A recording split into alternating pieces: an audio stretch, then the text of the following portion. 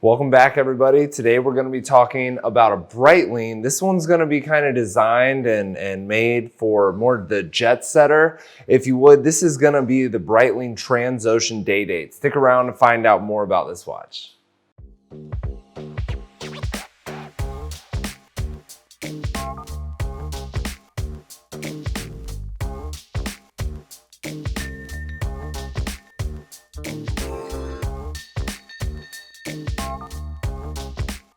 Hey everybody, like I said, today we're going to be talking about this Breitling Transocean. Now, this is a watch that was originally launched. It was designed back in 1958. And you'll notice that when they revived it back in 2012, and of course it is still a current production model as of this video, but they took the design of the dial straight from the OG, straight from the one from 1958. It's got a very clean and smooth design to it, a nice feel. It's not a very clouded dial. You know, it's not very busy like we see on a lot of other watches, you know, primarily like the Navitimer.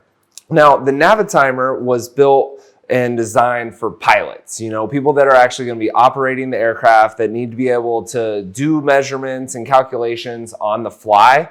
This is really more designed for passengers, you know, going outside the cockpit. And of course, if you want to fly economy, they do have a stainless steel version, but this one right here is in 18 karat rose gold. This is going to be our first class version of the Transocean. Now, it is a day date, so it's not just time only. It does not have a chronograph, but it will let you know what time it is, what day of the week it is, and what date it is in the month. Of course, you can manipulate all those different elements with the crown by itself.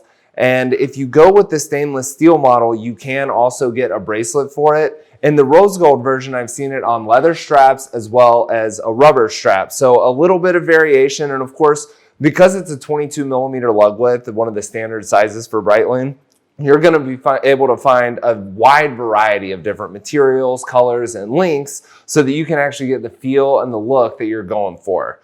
Now, the watch itself is a 43 millimeter case diameter is going to be the size of the watch. And when it first came out, it was going to be a 35 millimeter size. And of course, back in the 50s, that would have been a sizable watch. But with the trends changing, you know, Breitling definitely upped the ante a little bit and gave us a larger watch when they re-released it. Now, the name Transocean, you know, I mentioned flying. You know, obviously Breitling has a huge affinity with flying. They've been a big part of air culture and just the development over history. But they actually, they came up with the name Transocean, and they released it at a time when transcontinental flight was kind of in the golden age. It was the era of being able to fly across the ocean to different continents.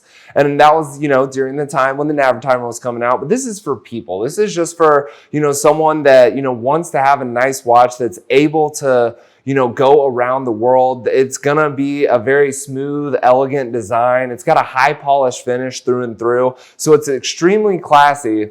And it's something that'll last for a very long time. It does have an ETA-based movement in it. And so it's gonna have a 42-hour power reserve. It's got 100 meters of water resistance. Again, this is, you know, the strap may not be able to handle that, but if you get caught in the rain, or if, you know, if for whatever reason water becomes a part of your life, you don't have to worry about your watch. They do design these watches and build them with the end user in mind, meaning you and I, and they want us to be able to enjoy the watch without having to be fearful of what might happen to it. So it does have a pretty excessive amount of water reserve based on what the watch is intended to be used for.